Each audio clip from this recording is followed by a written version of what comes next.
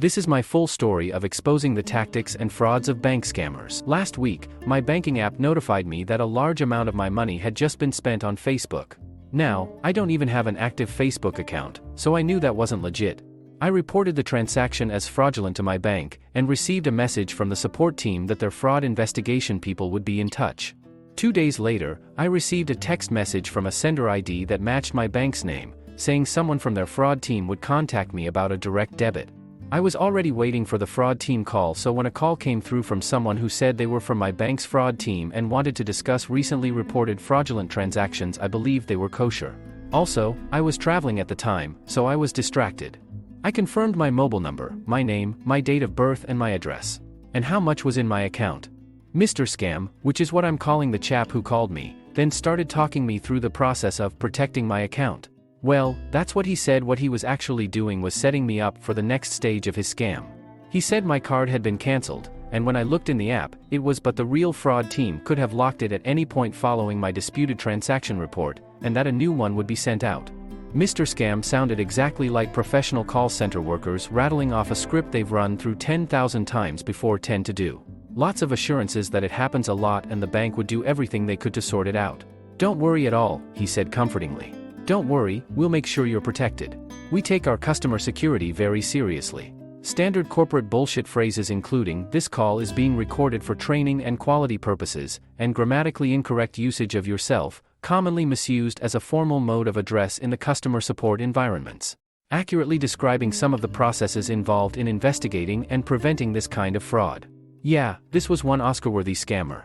Looking back, I should have asked the caller to confirm the fraud report reference number that the actual customer support team had given me through the secure banking app.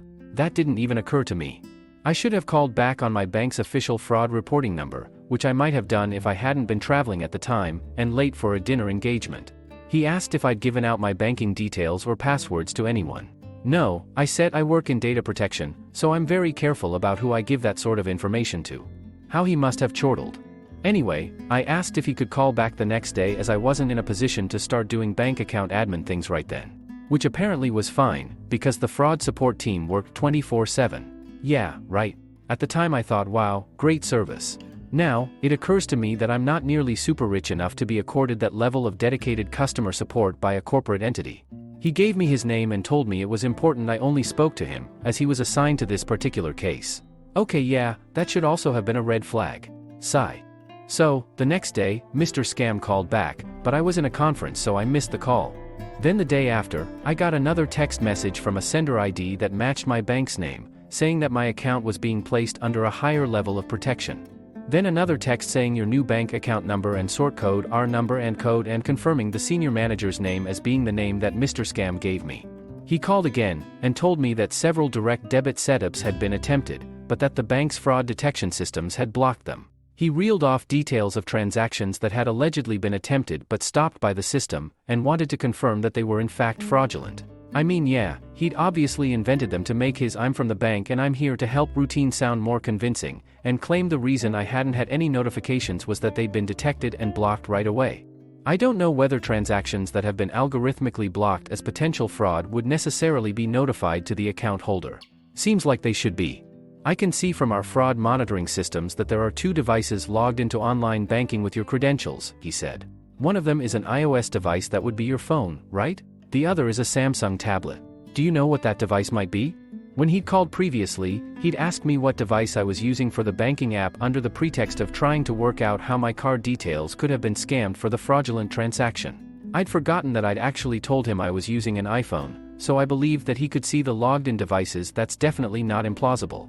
Since my account had evidently been completely compromised, Mr. Scam, pretending to be from my bank, said they'd set me up with a new account, and my new card was on its way. He just needed to activate the new account details, but not to worry, my direct debits and standing orders would all be transferred to the new account. Now, I actually have no idea whether or not that's A, even possible, or B, a thing that banks do, but it would have saved me a ton of excruciatingly dull admin, so I was pleased to hear it. Then he asked me to download an app which was approved for secure account verification processes like this. The app was AnyDesk, which is a remote access tool. That's the first red flag I recognized in real time. I said no, and why did he need remote access to my phone? He said that another device was logged into the banking app with my credentials, which meant that my device was compromised, so he needed to check it for malware before activating my account. Warning bells began to tinkle faintly at the back of my mind. I was adamant. No remote access. Not to worry, he said, it was possible to activate the new account details manually, but it would take a lot longer. I didn't care about that. I wasn't going to let some rando onto my device. To me, corporations directing customers to use WhatsApp for support inquiries is on the same level of entitled, cavalier, privacy-invading bonkersness as asking for remote access to customers' devices would be. Companies asking customers to do stupid things for corporate convenience is not something that surprises me, so I perhaps wasn't as suspicious of this request as I should have been. As you may have guessed by now, the account activation process involved setting up a new payee. I queried the fact that the new account details seemed to be with a different bank.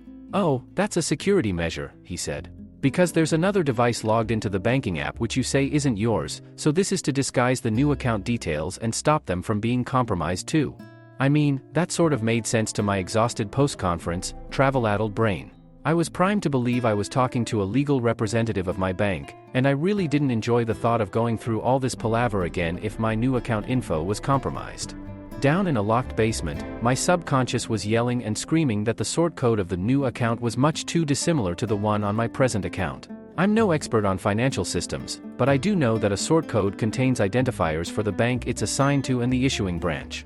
I didn't actually compare the new one with the present one, but feelings of vague disquiet were mounting beneath my threshold of awareness. The next step, he said, was to make a transfer to the new account to activate it, and to signal to the fraud systems that it was the right account. It was very important to enter the correct amount, as the fraud systems would only respond to a specific combination of numbers. Okay, I said, expecting it to be 76p or something trivial like that. He said, right, enter this number in. 9-3-5-. Hang on, I said, you want me to transfer 900 odd quid to this new account? Yes, he said, and started telling me all about the fraud systems again. But I was like, hell no. And told him I'd be hanging up and calling the official fraud number because this didn't sound legit at all. At which point Mr. Scam hung up. And I kicked myself hard for an hour, because in retrospect there had been several warning signs that I'd just breezed right past without noticing or giving appropriate consideration to. He didn't get any more of my money, but he did end up with my name, my address, my date of birth, my bank account number, my sort code, and he may already have had the card details which were fraudulently used on Facebook in the first place. Oh yeah, and then 10 minutes later, my actual bank got in touch via the app and confirmed that they'd come to the conclusion the Facebook transaction was indeed a fraud that had now been refunded. Lesson learned: when my bank says someone will be in touch, they mean that I'll get an in-app message 3 days later. They will not call me within 24 hours. Other things I should have spotted for warning signs at the time, but didn't. Mr. Scam told me that the bank had investigated and found that my card details had been used on a website that was affected with malware, and that was why all the fraudulent transactions were happening. I happen to know that investigations like that take weeks, if not months. There is no way the bank could have traced the transactions to the source of compromise that quickly. He said that the malware on the site my card details had been used on had spread to my phone and compromised my banking app. I hadn't used my phone to pay for anything online recently, but I had used my laptop. As far as I know, there is no way for web malware to pass from my laptop to my phone without my actually having connected the two or downloaded executable content. So that had to be incorrect. And bunch of other stuff he'd said about banking and app security didn't sound quite right, but this is where my ex-InfoSec nerd knowledge actually worked against me. I'm so used to customer support and non-InfoSec company people misusing security terms, misunderstanding InfoSec concepts or controls, and incorrectly referencing data protection or cybersecurity law and policy, that I just thought it was more of that sort of thing. It didn't occur to me that the reason that what he was saying didn't sound quite right was because it was in fact complete nonsense. It also doesn't help that as a hyperlexic pedant, I am frequently confused and sidetracked by people who aren't nearly so particular about precision and accuracy in their language as I am, using language that doesn't mean what they think it means. As soon as I'd realized I'd been hoodwinked by a scammer, I went and signed up for CIFA's protective registration, and made a report to Action Fraud, and gave my bank a heads up that I was squarely in a scammer's sights. I'm thinking it might be as well if I did shut down that bank account entirely and open a new one. I can't feasibly change my name or address, and obviously can't change my date of birth though. As this info and mobile number is known to scammers, SIM swap fraud is now a distinct possibility. Gah. I hope this description of my experience is helpful to others in avoiding being done over by this sort of scam. While I know all of the right moves for avoiding being scammed on a theoretical basis, it's useful, if infuriating and inconvenient, to be reminded of how easy it is to know all that stuff and yet still be hooked in with psychological tricks from a plausible-sounding source. One has to be supremely skeptical and cynical by default as soon as anyone initiates contact to talk about money stuff. Sounds easy, and yet, engaging and maintaining that frame of mind is actually quite hard work when you hadn't expected to be needing it. My story of losing thousands of dollars in the Frankie Beverly romance scam. I have lost thousands of dollars after falling victim to a scammer who posed as my favorite singer, Frankie Beverly. I told CBS News Texas the scam was so believable that I am hoping no other North Texan falls victim. I get up in the morning and I listen to Frankie Beverly. I go back and take a nap and I put on Frankie Beverly. I get on Facebook and I see Frankie Beverly. Evans calls myself a Beverly superfan. I know every song and have posters of the singer all over my room. So, when I got a message from a Facebook account claiming to be Beverly back in December, I was more pleasantly surprised than suspicious. I asked the person, "How do I know that this is you?" And he sent a picture. But, it was still an imposter and I didn't know it, Evans explained. I had been speaking to that fake account through April.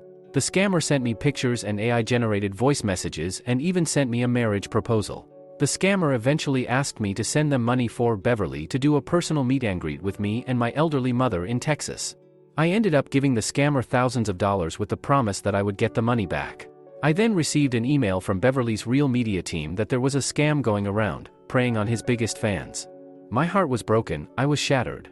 I cried and cried and cried. I am not alone in being a scam victim. According to the CBS News Texas I-Team, Texas residents reported more than 46,000 imposter scams in 2023, making it the #1 type of fraud reported. Beverly's media team sent CBS News Texas a statement. Frankie Beverly and Mays, its management and entire organization have been vigilantly working to put a stop to the cyber thieves who have targeted Frankie Beverly, his social media accounts and Frankie Beverly fans and our extended Mays family. We were notified by a fan that they had been approached on social media by scammers impersonating Mr. Beverly and his staff, including via AI voice impersonations. We have launched an internal investigation and uncovered several cloned social media accounts on Facebook, including Facebook groups. The scammers are interacting with fans through direct messages and instant messages and asking them to purchase fake memberships and to send money for other non-existent perks such as private meet and greets, dinners, backstage access and personal shoutouts. We have notified our fans via our social media accounts and emails warning them of this predatory scheme and advising them not to engage, immediately notify us of any such activity and to contact local authorities if anyone claiming to be affiliated with Frankie Beverly asks them for money, offers memberships or otherwise purports to be him. We are in contact with Facebook, state and federal authorities to uncover the source of these activities and stop the criminals from targeting Mr. Beverly's fans. Mr. Beverly and the entire Mays organization are horrified by such deceitful actions taken by the scammers against Mr. Beverly and his devoted fans, and we extend our sincerest regret to anyone who has fallen victim.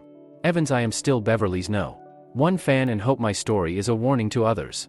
He's not the one responsible for this, I didn't want to put his name out there. But if I don't, it's going to get worse. Somebody is going to get hurt. Somebody is going to lose everything they have. CBS News Texas asked Beverly's team if they are aware of how many victims have fallen for the scam, but the team could not give that information.